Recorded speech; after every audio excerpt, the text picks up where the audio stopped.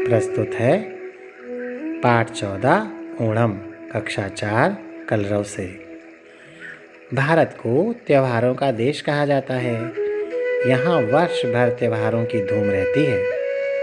ये त्योहार जनजीवन में चेतना, उत्साह और एकता का संचार करते हैं। दक्षिण भारत में केरल राज्य का एक विशेष त्योहार है ओणम। लगातार 3 माह की भारी वर्षा के बाद आकाश स्वच्छ और चमकीला नीला हो जाता है। तालाबों, झीलों, नदियों और झरनों में जल की बहुतायत हो जाती है। कमल और लिली पूरे सौंदर्य के साथ खिलकर महक उठते हैं। फसलें पककर झूमने लगती हैं। यही समय होता है फसलों के घर आने का, झूमने और खुशियों का त्यौहार ओणम मनाने का। ये श्रावण मास में मनाया जाता है। मलयालम में इस मास को चिंग मासम कहते हैं। ओणम के साथ राजा महाबली की पौराणिक कथा जुड़ी है। प्राचीन काल में महाबली नाम के राजा केरल में राज्य करते थे। उनके राज्य में चारों ओर सुख और समृद्धि फैली थी। महाबली अत्यंत पराक्रमी थे। उन्होंने अपने पराक्रम से पृथ्वी और पाताल लोक का स्वामी बनने के बाद आकाश की ओर अधिकार बढ़ाना प्रारंभ किया। देवराज इंद्र की प्रार्थना पर भगवान विष्णु ने वामन रूप धारण कर महाबली के से दान में संपूर्ण पृथ्वी और आकाश मांग लिया तथा महाबली को पाताल लोक भेज दिया। राजा महाबली की प्रार्थना पर प्रसन्न होकर भगवान विष्णु ने उन्हें वर्ष में एक बार पृथ्वी पर अपने राज्य में आने का आशीर्वाद दिया। केरल वासियों का दृढ़ विश्वास है कि प्रत्येक वर्ष महाबली ओणम के दिन केरल राज्य में आते हैं। इस दिन महिलाएं उनके स्वागत के लिए अपने घरों के प्रवेश द्वार विभिन्न प्रकार से सजाती हैं और रात्रि में दीप जलाती हैं। ओणम आनंद और उल्लास का पर्व है। ये 4 दिन तक मनाया जाता है। पहले दिन घर की लिपाई पुताई और पास पड़ोस को स्वच्छ किया जाता है। जब घरों के आंगन रंग बिरंगे फूलों की गोलाकार आकृतियों फूल चक्रों से सजाए जाते हैं, जिसे पुक्कलम कहते हैं।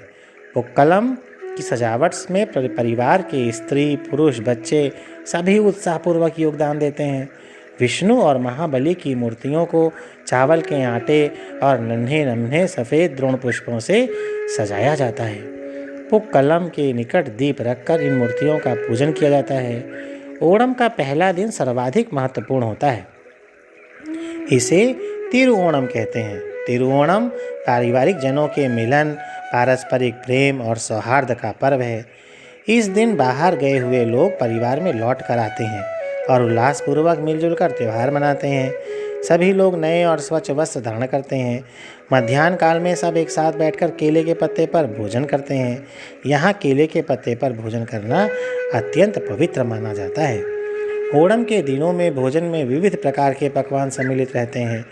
इनमें चावल, दाल, पापड़, सांभर, खिचड़ी, उपेरी, पकौड़ी, पायसम, खीर आदि मुख्य हैं। धान, नारियल और केला केरल की मुख्य उपज हैं। विविध पकवान इन्हीं से बनाए जाते हैं। ओणम के अवसर पर खेल और मनोरंजन के अनेक कार्यक्रम आयोजित किए जाते हैं। बालिकाएं और स्त्रियां ताली बजाते हुए समूहों में मनमोहक नृत्य करती हैं, जैसे कैकोटिक्कली नृत्य कहा जाता है। नाचते समय वे गाती हैं, हमने घर को खूब सजाया, आओ महाबली आओ, फैले सुख और शांति सभी में, सबको वर दे जाओ।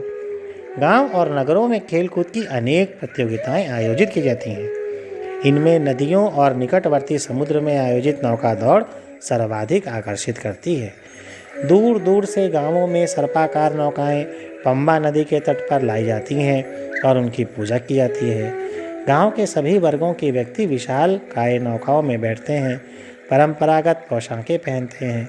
नौका गीत गाते हुए सब लोग अपने चप्पू एक निश्चित ताल में एक साथ चलाते हैं। दौड़ में विजेता रही नौकाओं को पुरस्कृत किया जाता है।